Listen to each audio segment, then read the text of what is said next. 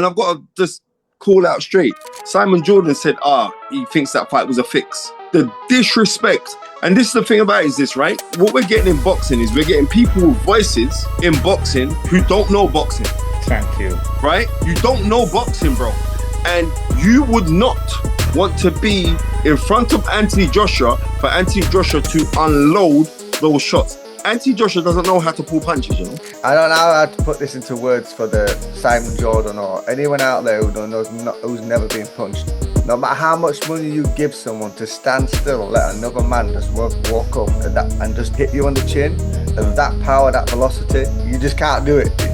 You just can't do it. And he got floored by Prenga simply more so because he was going into that fight with so much emotional baggage. And when you go in there to ring with that kind of baggage, and it's not like a rucksack, you're carrying a rucksack, you're carrying 2 suitcases and you're trying to balance a suitcase on your head. And also when they're talking about, this guy Prenga, the man knocked out, he's at 20 wins on his career, and out of the 20 wins, 20 of them are knockouts. What, this guy can't punch? Yeah. And you know, John, because you study the science of it when it comes to the physicalities. Anybody over 15 stone throwing punches at you at a certain perpendicular angle, they're going to have a result. And when we're saying like, it looks like his punch resistance is gone. Hold up a second. I could see AJ doing Tyson Fury. I'm just going to be real with you. I could see him doing Tyson Fury. Yeah. Because people are forgetting Tyson Fury can actually punch. People are forgetting that. It's a different type of punch power, though, isn't it? Different kind of punch. It is solid.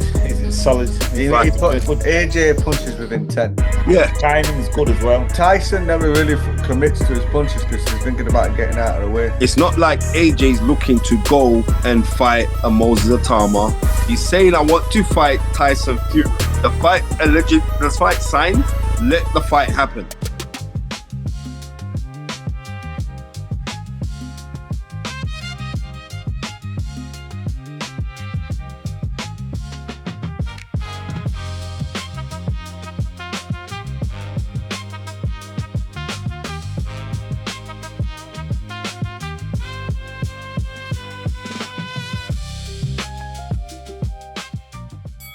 For final round, collaboration with Boxing League. It's been a couple of weeks because I've had a tooth issue, but we're back. We're back, baby. Episode 14, Real Talk. What, Donovan, did you punch John in the mouth or something? No, I won't do that. I know you never do that. If I'd have tucked him in his mouth, man, that'd be worse than that. It'd be worse than that, mate. Yeah, come on. It's too slow, though. It's too slow. I agree if it lands, but it will land. You know what I mean? Spencer, what you seen, you know it'll land. Mate, your feet are so flat. Your feet are so flat-footed. I would be gone before you got anywhere near what you're talking about. But anyway, let's move on. That's the common shadow for the reason. That's right, son. So listen, 2 big heavyweights at the weekend. One on Friday, one on Saturday. Everyone's excited about this fight. But I'm going to go the opposite way. I'm seeing these 2 guys at the back end of the career, and I'm thinking this going to be more of an interesting fight because of the vulnerabilities of both fighters. I don't think that's the reason why the fight's going to be. I just think like 2 old donkeys make for a good derby. Yeah. And that's what they are. And that's no disrespect to either of them. I think that for once we're seeing someone have a better story than Tyson Fury. Yeah. And like, I'm just going to keep this thing talking 100. When we look on the side of misery, right? Yeah. And it was, Tyson Fury went through the mental depression and the demons and, mental health and stuff like that, yeah? Yeah. Which nobody mocked. Everyone had to take that into deep consideration, and him coming out saying that he's bipolar and stuff, right? But no man's Holocaust is worse or better than anybody else's, yeah? No. But the drama that Anthony Joshua had, for over the last 7 months, I wouldn't wish that on anybody. Yeah. Right? So the drama side is greater on the side of Anthony Joshua because of the things that he has to overcome. Yeah. And he's doing that while still doing his best to remain to be a gentleman. Yeah. Right? And that's major. And both of you guys know. Yeah. So for him to go and do that, then that's major. Then also for him to be in a fight, and I've got to just call out straight. Simon Jordan said, he thinks that fight was a fix. Really? Right? Nah. The disrespect. And this is the thing about it, is this, right? What we're getting in boxing is we're getting people with voices, right? In boxing who don't know boxing. Thank you. Right? You don't know boxing, bro, because you can't turn around and say, "Oh, that seems like a." And I'm saying, is he saying this because he wants controversy? No, because then this morning, other people phoning me who are not involved in boxing, who are just general spectators, casual spectators, who are saying, "Oh, that could have been a fix because he had him gone and blah." Do you understand, like, the pressure of being in a fight of that magnitude and that occasion? Yeah. Do you understand the pressure of what you're carrying? And just look, if so much of a fix. Did you see Spencer Brown's face, who was sat ringside? He was getting standing up. Went down. Did you see Eddie Hearn's face when Anthony Joshua went down? There was no fixing that. Did you see the panic? Right? Yeah, I mean, I swear down that they must have wear those men underwear, right, to say, because I know they must have pooed themselves at that moment there, thinking like, right, Tyson Fury. Right, thank you. So it's very, very disrespectful that somebody could turn around and say, because I understand the seriousness and the complexity of this game, and you would not want to be in front of Anthony Joshua for Anthony Joshua to unload those shots. Anthony Joshua doesn't know how to pull punches, you know? Yeah. You don't believe me? Look at that to Jake Paul, mash up Jake Paul. Jake Paul. Yeah. Right. So, and also when they're talking about, this guy Prenga, like he weren't nobody, I don't business if he fought his grandmother 20 times. The man knocked out, he's at 20 wins on his career, and out of the 20 wins, 20 of them are knockouts. What, this guy can't punch? Yeah. Come on. Yeah. Right? Yeah. And you know, John, because you study the science of it when it comes to the physicalities. Yeah. Anybody over 15 stone throwing punches at you, right, at a certain perpendicular angle, they're gonna have a result. And when we're saying like, oh well, it looks like his punch resistance is gone. Hold up a second. He got floored by Andy Ruiz, right? Right? Andy Ruiz can punch. Yeah. He got floored by Daniel Dubois. Hold up a second. Daniel Dubois can punch. Look at Daniel Dubois' record. Right? And he got floored by Prenga simply more so because he was going into that fight with so much emotional baggage. Yeah. Right? And when you're going into the ring with that kind of baggage, seriously, you're going in with baggage, and it's not like a rucksack. You're carrying a rucksack, you're carrying 2 suitcases, and you're trying to balance a suitcase on your head. Yeah. Right? But who feels it knows it. And when people who haven't been through those kind of situations, and I'm saying I haven't been there, but I know what it's like to have bereavement. I know what it's like to lose somebody. I know what it's like to go live with guilt or doubt or things, or saying to myself, maybe I should have said things that I should. Maybe I should have said things that I didn't say, or maybe I should have said the things that I did say. Right? Don't tell me that none of these things ain't going around your head. Right? But the key thing is this: with life and death, is this: we are going to be dead far longer than we've been alive. So the true meaning of life is the eternal life. Yeah. Right? And the eternal life comes from your consciousness. Yeah. So get in line with that consciousness. Yeah. That is it. So when I'm seeing people say the disrespectful thing that it seems like it was a setup because they're safeguarding this fight. No, the fight is massive simply because we have 2 massive entities that are going to fight each other. We know they're past people. We know they're long in the tooth, but it doesn't matter because this is a fight to be a champion of each other, and this is why it should happen. And for this as well, at the time when the fight's happening, it's more of the spectacle and more of the curiosity of us as human beings sit down trying to say, well, what would exactly happen, or and all the rest of it. Then let the fight happen. Yeah. Listen, I got 4 things to say and 2 questions for you. First of all, I don't know how to put this into words for the Simon Jordan or anyone out there who's never been punched. No matter how much money you give someone to stand still and let another man just walk up and just hit you on the chin, that power, that you just can't do it. You just can't do it. So what are you talking about? Secondly, one thing I did notice about AJ that I didn't like when he was walking out and he was in the ring, and I'm saying this from a nutritionist and a physiological point of view, he was bone dry. And I didn't understand why he was bone dry. There was no sweat off him. He was just completely dry.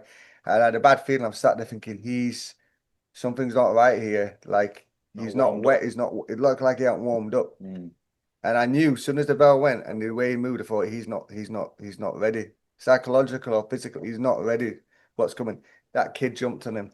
The next thing I want to say is, problem with social media, like you walk into a gym, you put your code on the gym door, you walk in, and now you're an expert because it's accessible.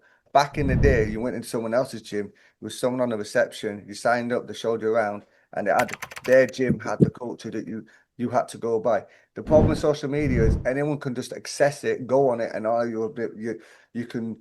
We know what works. We know what 4 things sell on social media: sex, violence, controversial stuff, or comedy. They're the 4 things. If you want to go viral on the internet, just work with the 4 things. Well, first of all, I look at myself every day. Would I do the sex element? No, I wouldn't. Would I go to controversial element? No, I wouldn't. But there's a lot of other social media channels out there in boxing doing it and getting better numbers than us. But I ain't going near it. Am I going to do the comedy aspect? Yeah, to an extent. I'll go near that. Which one did I miss? Banter. The violence. I'm not going to go near the violence side of it, right? The boxing's violent enough for what we do anyway. The boxing's enough anyway. So the question to you is this. If we look at Tyson Fury's performance on Friday, which fighter is more shot, or which fighter how do you see the fight going now? And would you see Watch v Prenga, who would win that fight? Watch v Prenga. I still got Prenga to win that fight. Well, same. Right? I said it before. I was asked the same question by Boxing Kimi. I'm saying the same thing. I would have Prenga to win that fight. Yeah, same. Right? And let's just be real. Tyson Fury didn't impress me the other day.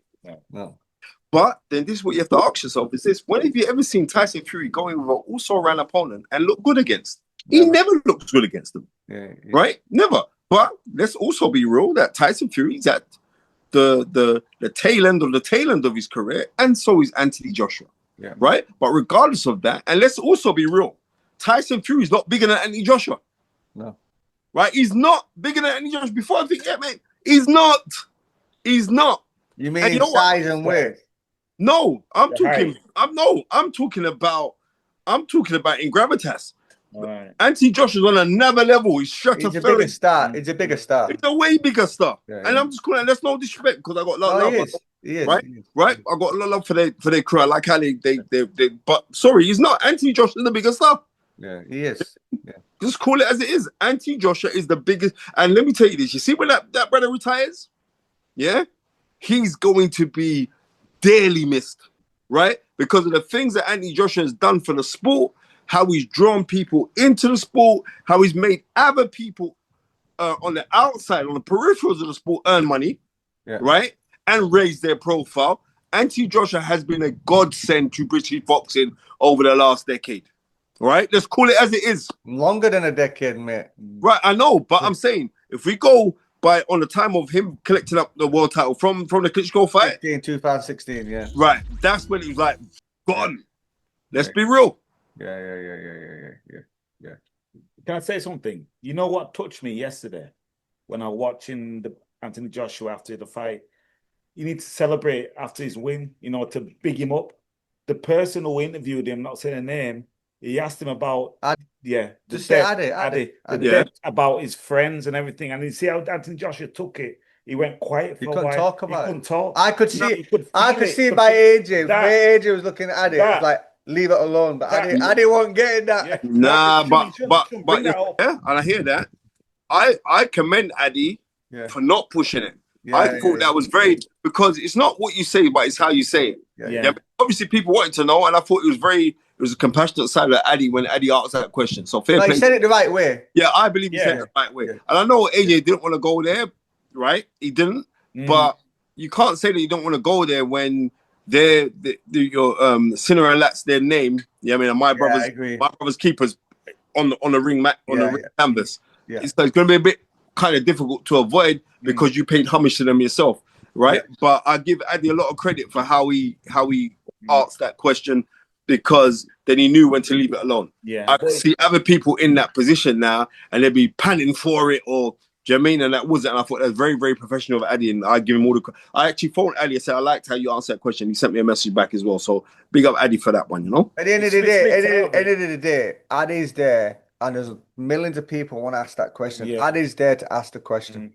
He slipped out of it, though. He's there to ask the question because everyone's thinking that. Do you know what I mean? But he did the right thing, asked the question. Yeah. Was respectful of Anthony Joshua's. Yeah, that's what I'm trying to say. It wasn't disrespectful. It was no. very compassionate on his side. So, you know what I mean? Big up Addy for that. Yeah, but I'll tell you something.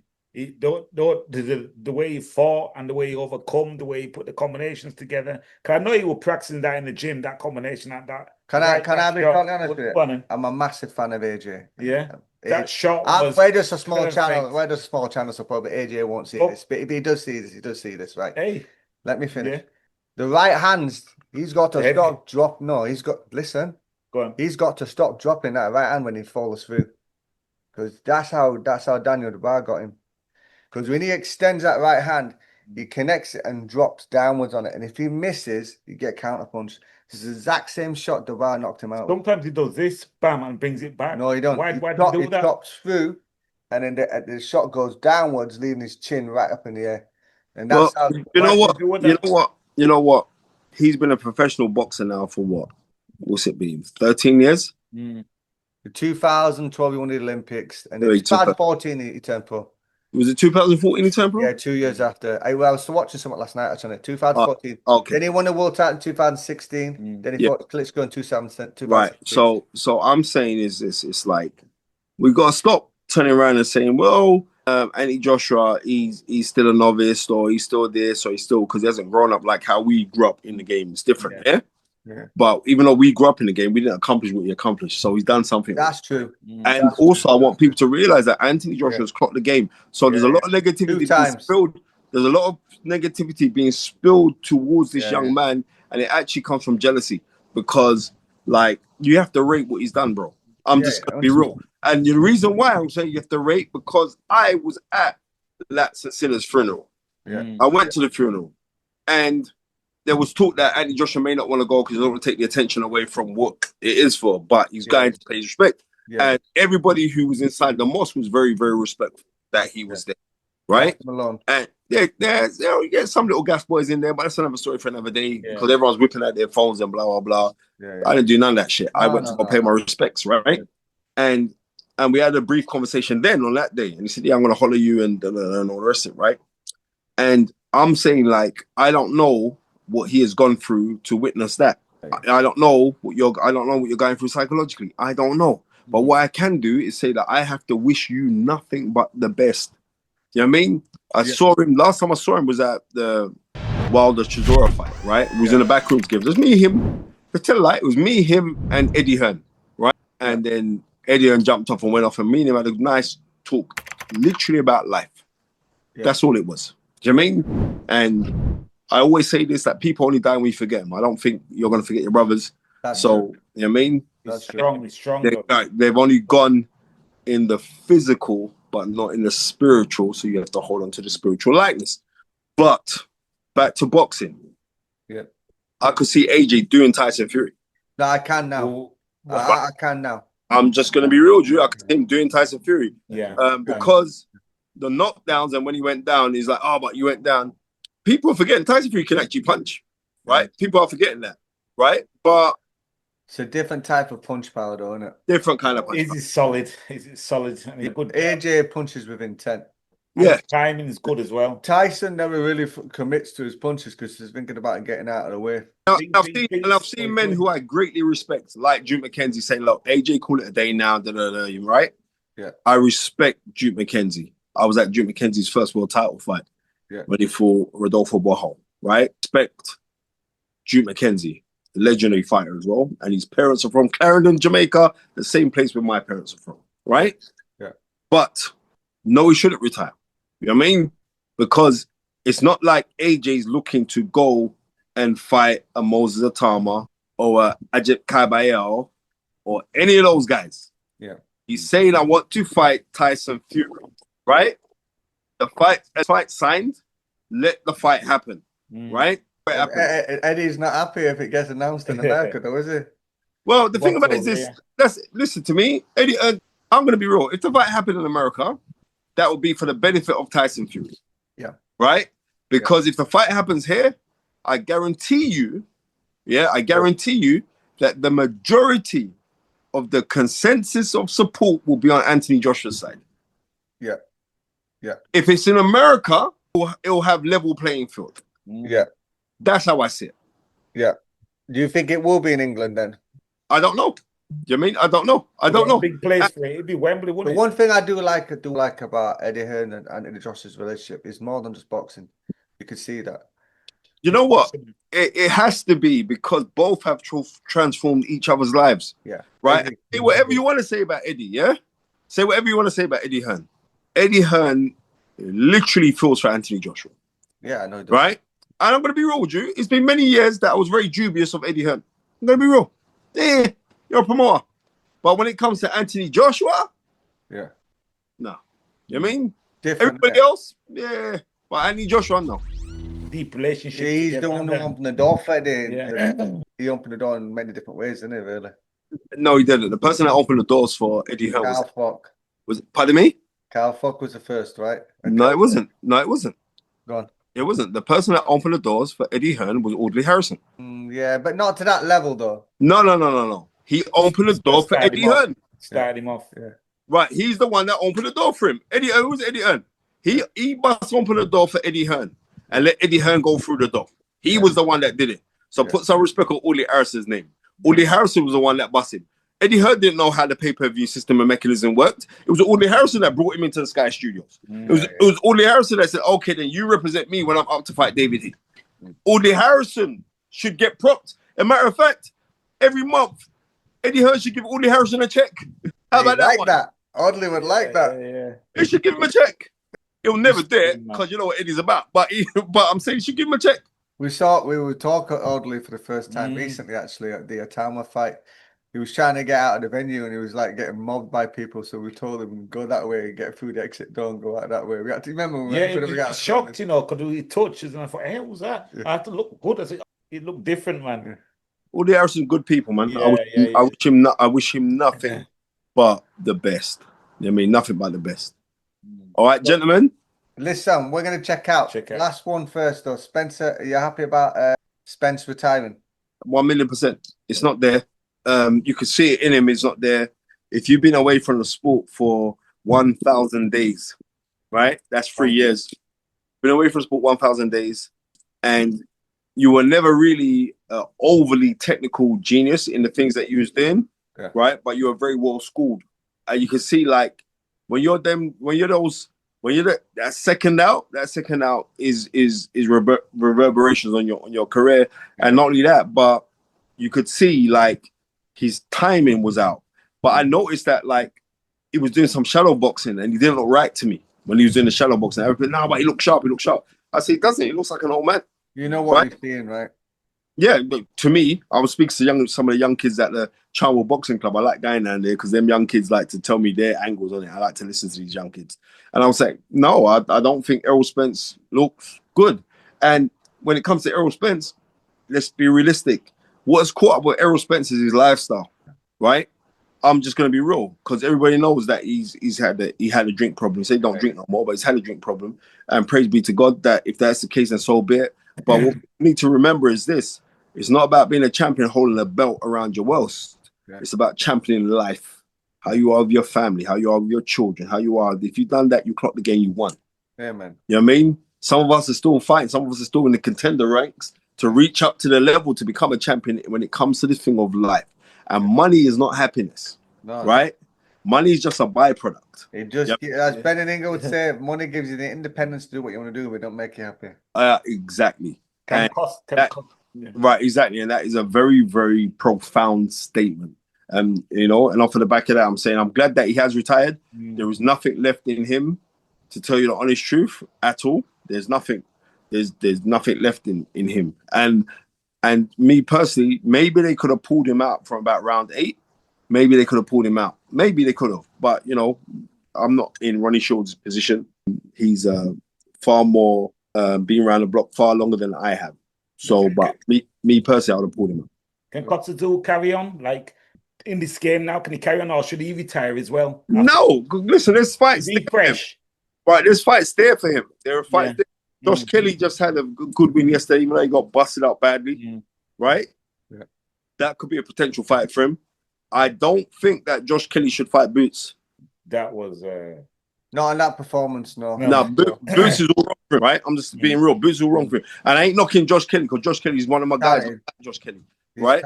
I like Josh Kelly, but you know, I don't think so. Listen, you got to go somewhere, so I'm gonna let you check out. Yeah, top man. Guys, lastly, go on. let's tell you this now. December the 5th at the Meridian Grand in London is the 10th year anniversary of the Awards Gala. It's going to be fantastic. I think you guys are nominated for something. I didn't know, but they're gonna. I think you guys are. But the Legacy Awards is you know what I mean, to promote the best of us, to inspire the rest of us, and it's an amazing event. I've seen so many previous winners like Andy Cole, Johnny Nelson, Chris Eubanks Sr., Daniel Dubois, Stanley Dubois, his father as well, all received awards. Lord Woolley, go through the whole list. You know, it's an amazing event. So, yeah, I mean, you guys, you got to come down to that because it's been great. And on that note, my friends, peace, two fingers, and you know, We do our thing. Go do You our like the vibe? Start subscribe. Boom. Yep. Aight. See, I got it See you now. later. 13th and the final round. 13th and final round. 13th final round. Hit the comment. Hit that subscribe button. Hit that subscription button.